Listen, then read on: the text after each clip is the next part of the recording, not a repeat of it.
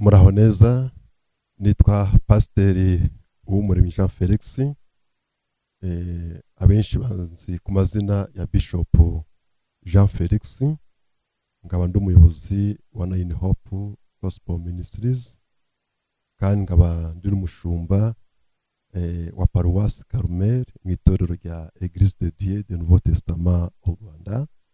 Tukaba dusengera muri Nyakiriba, uzamutse Mahoko kanyura ku Kivoka ugafata umuhanda wa ruguru werekeza kuri kariyeri. Hejuru ku musozi hari urusengero rwiza aho ngaho i Carmel. Tubahaye ikaze, kubazabishobora muzaze mwifatanya natwe dusenga ku munsi wa gatatu, amasengesho yo kwirirwamo tukiyiriza tugasabana n'Imana, tukagira n'andi masengesho yo kuwa gatandatu ariko yo abura umwihariko w'abaririmbyi ndetse n'abadiyakoni. Tugaterana ku cyumweru guhera saa 3 tugahimbaza Imana, tukaramya Imana ndetse tukumva n'ijambo ry'Imana. Tugasoza amateraniro yacu saa 6 zuzuye. Mwese rero murararitswe kandi mwese tubahe karibu. Ijambo ry'Imana tugiye kuganira uyu munsi muri iki gitondo ni ijambo rivuga kumvira Uwiteka Imana. Bibiliya iratubwira mu Gutegeka kwa 2 mu bice 28, nugira umwete wo kumvira Uwiteka Imana yawe no kwitondera amategeko yayo yose agutegeka uyu munsi. Uwiteka Imana yawe izagusumbisha amahanga yose yo mu isi, kandi iyo migisha yose izakuzaho kugezaho ikugereho niwumvira Uwiteka Imana yawe. Iri ni ijambo tubona mu gitabo cyo mu Gutegeka kwa 2 nk'uko tubibonye mu gice cya 28 guhera ku murongo wa mbere. Ijambo ridushishikariza kugira umwete wo kumvira Uwiteka Imana. Kumvira bigira umumaro ndetse no kubaha Uwiteka Imana bikaza arakarusho. Iyo turebye abakurambere bacu uhereye kuri Aburahamu, uko yumviye Uwiteka Imana, Imana yamuhaye umugisha. Imana imuhamagara bwa mbere, Aburahamu yitwaga Aburahamu. Imana imutegeka kuva mu gihugu cy'abasekuruza babo agafata icyerekezo Imana igiye kumwerekezaho. Aburahamu ntiyatekereje ku matungo ye, ntiyatekereje ku muryango we, ahubwo yumviye Uwiteka Imana afata urugendo. Imana ibonye ukuntu Aburahamu imwumviye, Imana ikintu cya mbere yakoze yamuhinduriye izina. Imana ni kwishimira ikintu cya mbere izakora no kuguhindurira izina. Imana ishima yuko Aburahamu yitwa Aburahamu, kandi Imana imuha isezerano rikomeye.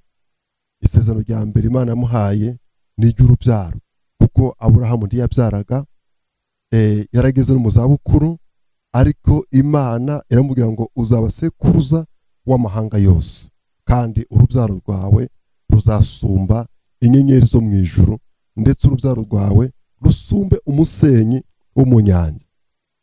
Ikindi cya kabiri cya gatatu Imana yakoreye Aburahamu nuko yaramubwiye ngo nzaguha umugisha. Abazakwifuriza umugisha bose, abazakwifuriza umugisha bose nabo bazahabwa umugisha. Yongeraho n'ikindi, abazakwifuriza ibibi, abazakuvuma, abo bose nanjye nzabavuma. Uwiteka abana na Aburahamu. Aburahamu agendera mu mategeko y'Uwiteka, agenda yumvira Uwiteka mu nzira zose Imana yagiye imucishamo.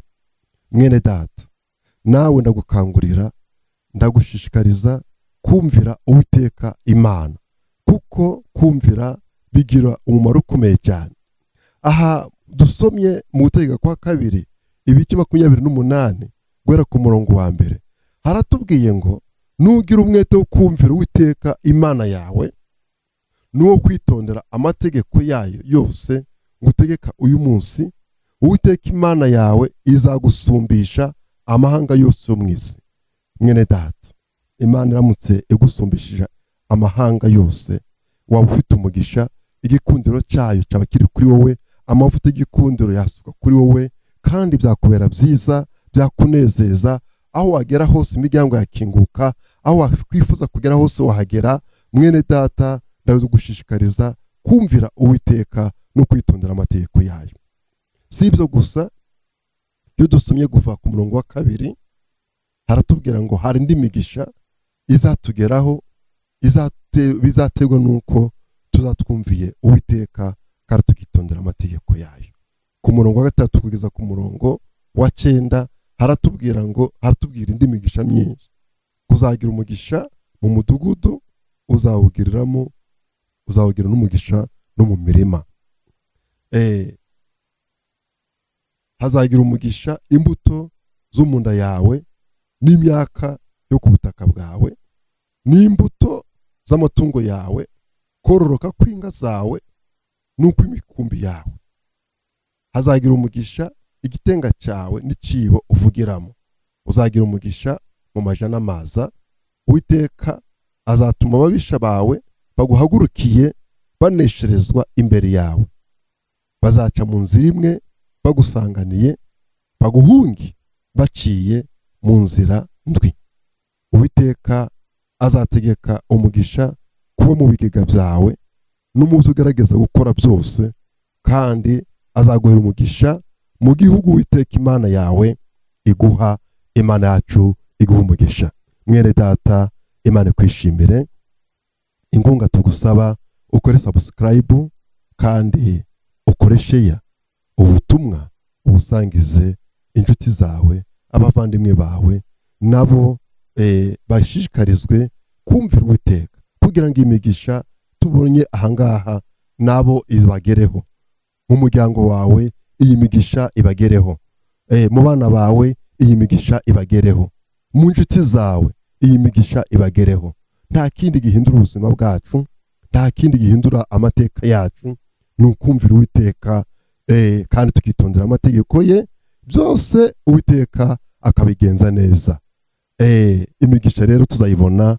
Imigisha irahari, imigisha Imana yatubikiye mu ijuru irahari, mu ijuru birahari byinshi, imigisha irahari myinshi. Mwene data, icyo ngushishikariza muri iki gitondo nuko wumvira Uwiteka Imana yawe. Nongere mbibutse, dusengera i Karumeli mu itorero rya Eglise de Dieu. Nyaboneka n'ubu n'umwanya ku cyumweru ni karibu, uzaze dufatanye gusenga, tuzagirana ibihe byiza kandi Imana izakunezererwa. Imana iguhe umugisha mu izina rya Yesu, amen. Mureke dusenge Imana. Imana y'amahoro, Imana igira neza, Imana itabara, Imana itanga umugisha, Imana yumva, Imana yaremye byose kandi Imana itegeka byose. Ndagushimye muri iki gitondo, ndaguhimbaje kubwira ijambo ryiza twumvise, ijambo ridutegeka, ridushishikariza kumvira, ijambo ridushishikariza kwitondera amategeko yawe. Hari imigisha waduteguriye Mwami, reka iyi migisha ibashe kutugeraho muri iki gitondo. Abadukurikiye bose, abazumva izi nyigisho bakazakira mu mitima yabo, iyi migisha izabagereho, iyi migisha izabagereho. Nibakora ingendo, mu kugenda no kugaruka bazahabwa imigisha. Ibyo bazagerageza gukora byose n'amaboko yabo n'ubwenge bwabo bizabahesha umugisha, kandi abazahinga, abazorora, imikumbi yabo izabashe kororoka, izabashe kwaguka mu izina rya Yesu. Ndasenze kugira ngo uhe umugisha abatwumva, uhe umugisha abadukurikiye, abadukunda bose Mwami, aho bose ubahe umugisha kandi ubanezeze mu izina rya Yesu Kristo, amen, amen.